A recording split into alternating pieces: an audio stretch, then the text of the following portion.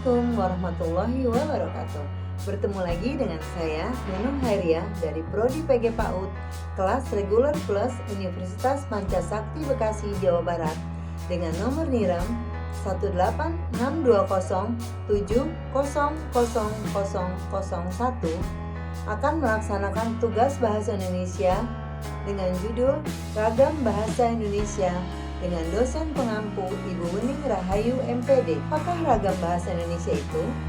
Ragam bahasa adalah variasi bahasa menurut pemakaian yang berbeda-beda, menurut topik yang dibicarakan, menurut hubungan pembicara, kawan bicara, orang yang dibicarakan, serta menurut media pembicara. Ragam bahasa Indonesia dibagi menjadi 3 jenis, yaitu ragam bahasa berdasarkan media, ragam bahasa berdasarkan cara pandang penutur, dan ragam bahasa berdasarkan topik pembicara. Ragam bahasa berdasarkan media terbagi menjadi 2, yaitu ragam lisan dan ragam tulisan. Ragam lisan adalah bahasa yang dihasilkan melalui alat ucap dengan dinamakan ragam bahasa lisan.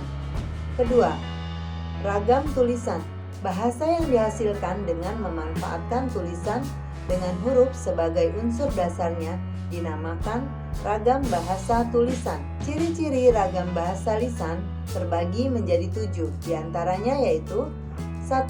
Memerlukan orang kedua atau teman bicara. Kedua, tergantung situasi, kondisi, ruang, dan waktu. Ketiga, tidak harus memperhatikan unsur gramatikal, hanya perlu intonasi serta bahasa tubuh. Keempat, berlangsung dengan cepat. Kelima, sering dapat berlangsung tanpa alat bantu. Keenam, kesalahan dapat langsung dikoreksi. Dan ketujuh, dapat dibantu dengan gerak tubuh, mimik wajah, serta intonasi.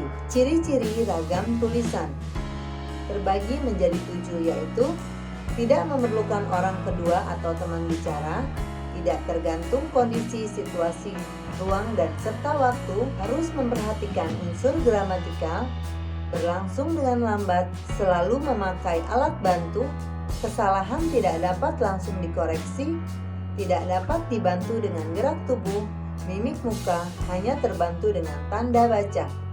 Contoh ragam bahasa tulis adalah saya sudah membaca buku itu. Berdasarkan cara pandang penutur, ragam bahasa Indonesia terdiri dari beberapa ragam. Di antaranya adalah ragam dialek, ragam terpelajar, ragam resmi, dan ragam tidak resmi. Ragam bahasa Indonesia berdasarkan topik pembicaraan. Ragam bahasa ini terdiri dari beberapa ragam. Di antaranya adalah 1. Ragam bahasa ilmiah. Kedua, ragam hukum. Ketiga, ragam bisnis. Keempat, ragam agama. Kelima, ragam sosial. Keenam, ragam kedokteran. Dan ketujuh, ragam sastra. Fungsi ragam bahasa. Adapun ragam bahasa Indonesia memiliki fungsi sebagai bahasa nasional. Fungsi-fungsi tersebut adalah 1. Menyatukan berbagai bahasa di Indonesia. Kedua, simbol kebanggaan nasional. Ketiga, simbol identitas bangsa. Keempat, pemersatu antar kelompok dan etnis. Kelima, alat pemersatu adat dan budaya antar daerah. Selain itu, bahasa Indonesia juga digunakan sebagai bahasa negara. Fungsi dari bahasa negara adalah 1. Sebagai bahasa resmi negara.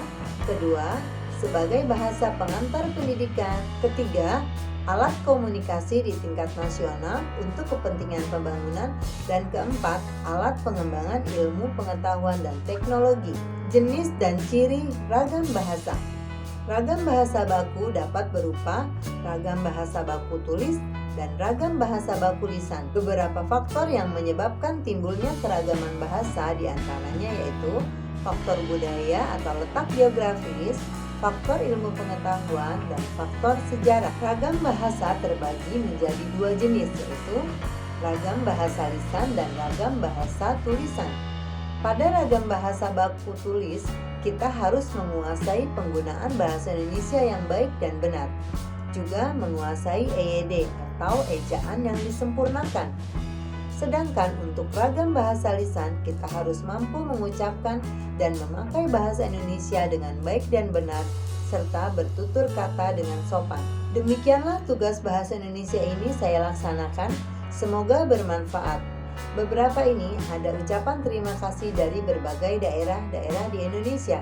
Terima kasih, hatur nuhun, matur nuwun, tarimo kasih, suksema, amanai, tampiase, makase. Terima kasih. Wassalamualaikum warahmatullahi wabarakatuh.